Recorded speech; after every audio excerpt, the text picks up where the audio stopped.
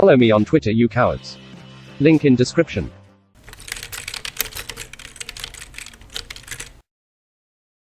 Hello everyone! So this video is either perfectly timed or horribly timed depending on how you look at it.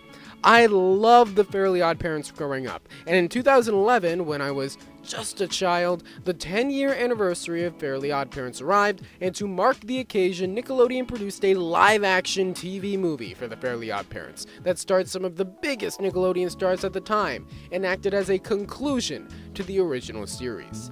Not that they wouldn't end up making 2 more movies anyway, but I loved this movie as a kid, and in a way I still do. Sure, some of the moments aren't great, and it has its problems, one of which is the fact that its lead aged like wine, but it's still charming and captures the fun of the show.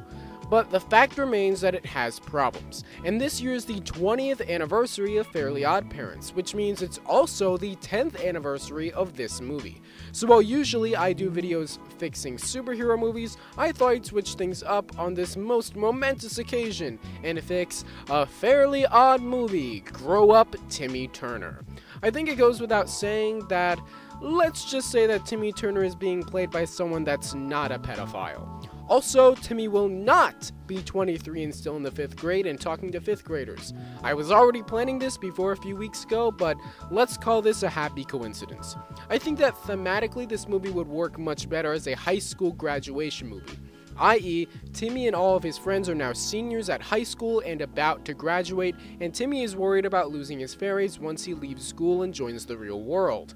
That also hints towards another one of the 3 or 4 major changes I'm making to this movie. The name of this movie is Grow Up Timmy Turner, but the movie's not really about Timmy Turner learning to grow up. He just does. Timmy doesn't learn much in this movie. Basically, the conflict is that Timmy is going to miss Cosmo and Wanda, but at the same time he's growing up, no matter how much he and his fairies have tried to slow it down over the years. But once Tootie gets involved, Timmy doesn't have much of a conflict other than that he'll be letting Cosmo and Wanda down if he grows up. He wants to grow up, but his relationship with his fairies is stopping that. Meanwhile, the arc of Cosmo and Wanda is learning to let go of Timmy as they try relentlessly throughout the movie to keep Timmy from growing up so that they can spend time with him. It comes across as kinda selfish, and while I can see Cosmo doing that, it feels out of character for Wanda, the mature one between the 3 of them, to be on the same page as Cosmo in trying to stop Timmy from growing up. This movie is about family, Fast and Furious reference here, and this family is toxic. So the new dynamic in this movie should be that Timmy and Cosmo are trying everything they can to keep Timmy from growing up, and Wanda is there realizing that Timmy is growing up, and so should she and Cosmo, that they need to move on to some extent, and while it's sad that they'll be leaving each other, it's important that Timmy is growing as a person, and that needs to be celebrated, not demonized. So the movie would open on Timmy's last day of class, completing his final exam with his other classmates, and being observed by Crocker. Afterwards, we get some dialogue with the other classmates. Instead of just having Chester and AJ appear a few times as a recurring joke that ultimately goes nowhere, we'd see them as well as all of the other classmates from the show actually interacting. And they would all influence how Timmy sees himself and his own future. What is the future of a kid with fairies who doesn't want to lose them? Timmy doesn't really want to go to college. He'd rather find a way to just chill out with them, maybe take up a trade job or just get a job at his dad's pencil factory. Most of this movie will take place mostly in the week between senior final exams and graduation, a time period that's very rarely represented in media and quite literally is a very transitional time for young adults like Timmy.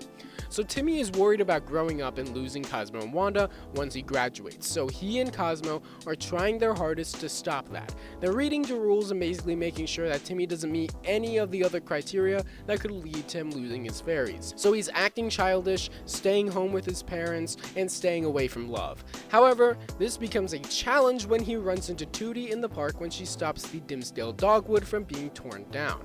However, that leads me to the next major change to the movie, the villain. As much as I actually don't hate Hugh J. Magnet, I think it was a big missed opportunity to do something more in line with the canon of the show. My initial instinct was to use Doug Dimmadome. However, I think that he doesn't quite fit, and it would make more sense thematically to use Dale Dimmadome. Doug Dimmadome's son that's Timmy's age that we met in the Lemonade episode of the original series.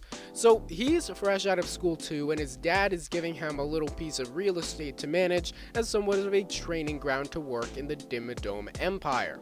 However, he's no longer the happy-go-lucky character we saw in the original series. Over time, he's resented his dad for letting him be enslaved by Vicky, and for pretty much ignoring him shortly after he returned to the family. He's become somewhat of a rich kid, and essentially the foil to Timmy. This is Timmy without the family and support system he has with his parents and fairies. Sort of like Remy Bucks Aplenty, but he never had fairies at all.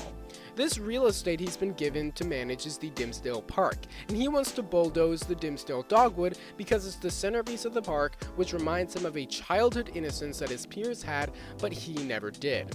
But Tootie shows up and stops the bulldozing. Tootie eventually moved to another town to live with her aunt because they wanted her to have a better life than being around Vicky all the time. But now that she's done with school, she's decided to spend the summer back in her hometown of Dimsdale before going off and doing other things. After their initial meeting, Timmy is worried that he'll fall in love with Tootie and lose his fairies, so he and Cosmo continually try to sabotage his encounters with Tootie. But Wanda recognizes that it's normal for a godchild to grow up, and maybe they all need to let go of each other. This is when Dale meets and joins forces with Crocker. So it's after Timmy sabotages another date with Tootie that Wanda finally convinces him and Cosmo that it's okay if they go their separate ways, if that means they're all growing as people and not holding each other back. But at this point it's too late because Tootie's been kidnapped by Crocker and Dale. And not long after this, Cosmo and Wanda are also kidnapped. So Timmy goes to Dale's base, which makes even more sense than Hugh's base because he literally missed out on a normal childhood, and we as an audience know that rather than needing it be explained to us like Hugh. He gets the toy soldier, but honestly it would have been so much cooler if this was Dark Laser as an action figure instead of some generic robot. Plus, that toy has actual batteries, unlike a 3-inch figure. The movie ends with Dale getting defeated in pretty much the same way as in the original, and Timmy graduates. Anyway, in the end, we can keep a lot of the moving parts of this movie the same, it's just what's laid over top of it thematically with the characters and setting that can really elevate the movie in my opinion. One last thing. Even as a kid, I wasn't a huge fan of the whole Timmy Turner loophole thing, where Timmy keeps his fairies into adulthood and then goes off granting wishes with Cosmo, Wanda, and Tootie. Here's what I think works a little better. Usually when fairies go, the kid's memory is wiped so they don't remember ever having fairies.